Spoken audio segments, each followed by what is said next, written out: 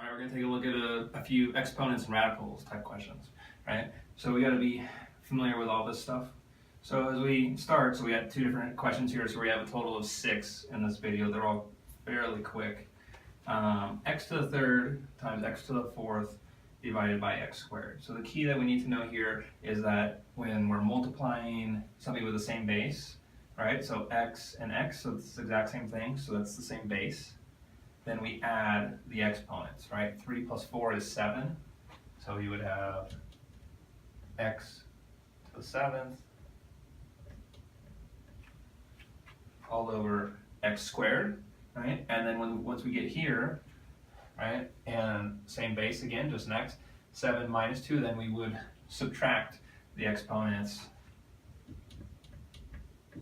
come up with x to the 5th.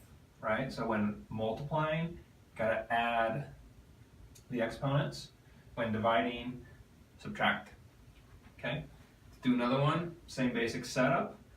We have x squared times x to the 8th divided by x to the 4th. Okay. So remembering, right, when we're multiplying exponents with the same base, we add 2 plus 8 is 10, x to the 10th. All over x to the 4th, right? So we added the exponents when we were multiplying, and then when we're dividing, we are going to subtract, right? We're going to subtract 10 minus 4, that's 6. That's our answer, x to the 6th, okay? There's a little look at both multiplying and dividing exponents with the same base. You're not going to see anything that doesn't have the same base, so don't even concern yourself with that. All right, let's look at, okay, so negative exponents. That can be a little bit tricky. 2 to the negative 2, and the other one we do is 3 to the negative 2. Is that right? Yeah. Okay, these would be two real common ones that you'll see. So when you do that, so all you're really doing is pretend. So if 2 squared equals 4, right? But when it's 2 to the negative 2, we put a 1 on top of the 4, right? And so 2 to the negative 2 equals 1/4. Pretty simple, right? That's really what you do. You just need to know you put a 1 on top of it, on top of whatever the exponent would actually equal, right? So if it's 3 to the negative 2 in this example, right? 3 squared is 9. So that's now the denominator, and then we put a 1 on top of it.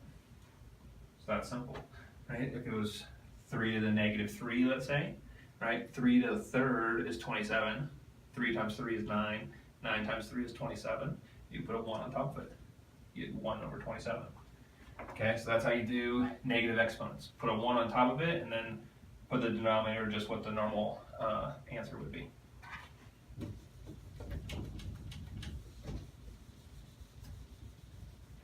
Okay, we got 2 more.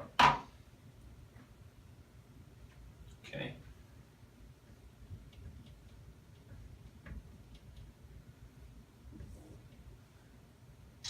And next.